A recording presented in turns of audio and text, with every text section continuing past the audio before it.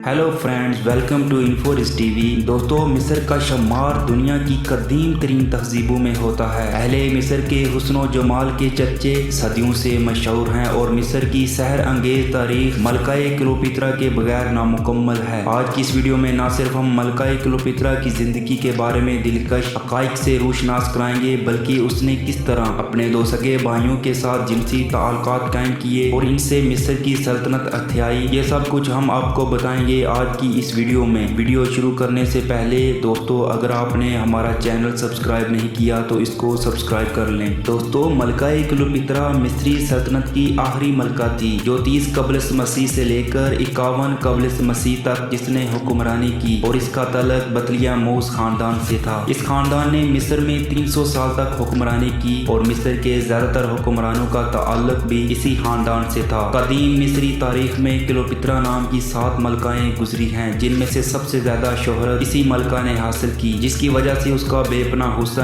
पुरवकार शख्सियत और उसकी अय्याश जिंदगी थी। दोस्तों, कुदरत ने दिलकश, हसीन और इसे जादुई शख्सियत से नवाजा था। तारीख में क्लियोपेत्रा की शादी से मुतल्लिक़ कई कहानियां मिलती हैं। कदीम मिस्री मलकियत में तमाम के तमाम बादशाह खुद को फिरऔन कहलवाते थे और रवायात के मुताबिक बादशाह अपनी सगी बहन से शादी करता था। क्लियोपेत्रा के 2 भाई थे, एक इससे बड़ा और एक इससे छोटा। वो दोनों 13वें और 14वें फिरऔन के नाम से जाने जाते हैं। 30 कबल मसीह में क्लियोपेत्रा का बड़ा भाई बाप के मरने के बाद तख्त पर नशीन हुआ और उसने अपनी 11 साला बहन क्लियोपेत्रा से शादी कर ली। इसकी मौत के बाद छोटे भाई ने तख्तो ताज संभाला तो उसने भी रवायात के मुताबिक अपनी इसी बहन से शादी की। एक नाबालिग खामद की रफाकत में मलकाए क्लियोपेत्रा जिनसी तस्कीन की तलाश में ऐसी पागल हुई कि उसे जिनसी हवस की पुजारी बनाकर रख दिया और उसने अपनी मौत को गले लगाने तक जिनसी हवस और अय्याशी को न छोड़ा। यूं उसका छोटा भाई शायद बतलमोस बेजक वक्त उसका छोटा भाई और शोहर भी था, लेकिन इसने हुकूमत के तीसरे साल दीगर हमराए सल्तनत के भड़काने पर इसके भाई यानी शोहर ने सल्तनत के तमाम इख्तियारात अपने हाथ में लेकर मलकाए क्लियोपेत्रा को जला वतन कर दिया और यूं वो मिस्र छोड़कर मुल्के शाम में पनाह लेने पर मजबूर हो गई। नाजरीन, मलकाए क्लियोपेत्रा ने शाम जाकर अपने मुल्क को पाने के लिए फौजी इकट्ठे किए, लेकिन वो जानती थी कि जब तक उसकी पुश्त पर किसी बड़ी ताकत का हाथ ना हो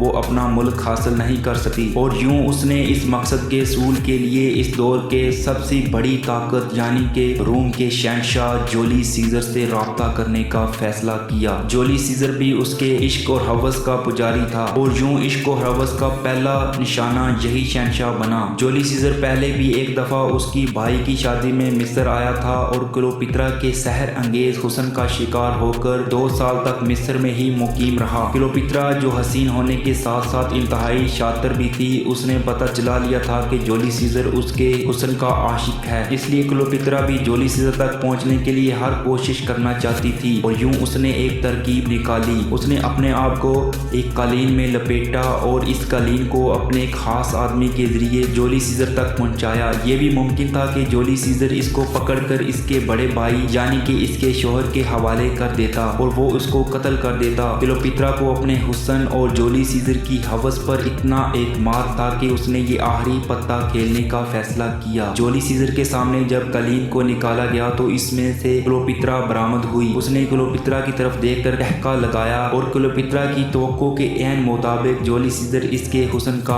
असीर हो गया। उसने खुलकर उसके भाई के मुकाबले में क्लियोपेत्रा की हमायत का ऐलान कर दिया और यूं क्लियोपेत्रा जूलियस सीजर की हमायत हासिल करके बड़े भाई यानी कि अपने शोहर को ठिकाने लगा दिया। अब उसके रास्ते में कोई दीवार न थी और यूं उसने अपने बड़े भाई बतलियामोस यानी कि 14वें फिरौन को ठिकाने लगाने के बाद अपने खानदानी शाही ताज व तख्त को संभाल कर खुदाई दावेदार फिरौनों की रवायात के मुताबिक खुद को देवी कहलवाना शुरू कर दिया। इन तमाम मामलात से फारिग होकर वो जूलियस सीजर के पास दोबारा रोम पहुंची और अपने सबसे बड़े दुश्मन जनरल पंपाई को भी शिकस्त दे दी। उसके बाद मलकाए क्लियोपेत्रा अपने दीगर अज़ाइम को पूरा करने के लिए रोम में ही मुकीम हो गई। मिस्री सल्तनत रोम का ही एक सूबा बनकर रह गया। नाजरीन, इस दौरान रोम के शहंशाह सर जूलियस सीजर को अपने ही एक दोस्त ने कत्ल कर दिया। मलकाए क्लियोपेत्रा ने इसके बाद इसके मुंह बोले बेटे और नाइब जर्नैल एंटोनी से जिनसी ताल्लुकात कायम कर लिए और उसके 3 बच्चों की माँ बन गई। हैरानी की बात यह है कि मार्क एंटोनी ने भी खुशी से मलकाए क्लियोपेत्रा کلیوپترا کو اپنی دلہن بنا لیا۔ کلیوپترا اور ان دونوں کا یہ تعلق کچھ عرصے بعد ان دونوں کے درمیان جنگ و جدل کا سبب بھی بنا۔ جنسی ہوس کے لیے مصر سے روم تک کا یہ سفر ملکہ کا تیسری اور آخری شادی کا سبب بھی تھا۔ ملکہ کلیوپترا میدان جنگ سے فرار ہو کر ایک خفیہ پناہ گاہ میں جا کر چھپ گئی۔ اس دوران اس نے انتھونی کے ایک دشمن کے ساتھ عشق کر کے اسے اپنے ساتھ ملانا چاہا مگر ناکام رہی۔ ہوس کی نئی آرزو میں اس نے انتھونی کے ساتھ جو بے وفائی کا کھیل کھیلا، اس کا نتیجہ نہ صرف انتھونی نے بلکہ اس کی اپنی بھی عبرت ناک موت کا سبب بنا۔ دوستو، تاریخ دانوں کے مطابق اس نے اپنی ہی ایک خادمہ کے ذریعے یہ خبر پہنچائی کہ کلیوپترا نے دل برداشتہ ہو کر خودکشی کر لی۔ عشق میں مبتلا انتھونی نے اس افواہ کو حقیقت سمجھا اور تلوار سے اپنا سینہ چاک کر کے خودکشی کر لی۔ انتھونی کی خودکشی کی خبر سن کر ملکہ کلیوپترا نے خود کو مصری کوبرا سانپ سے ڈسوا لیا اور یوں اس نے بھی خودکشی کر لی اور تاریخ میں بے وفائی کی علامت بن کر ہمیشہ ہمیشہ کے لیے زندہ ہو گئی۔ دوستو، اگر آپ کو ہماری یہ ویڈیو پسند آئی تو اس کو لائک ضرور کریں اور ہمارے چینل کو سبسکرائب کریں، بیل آئیکن کو بھی ہٹ کر دیں تاکہ ہماری آنے والی نئی ویڈیوز کی نوٹیفیکیشن آپ کو ملتی رہیں۔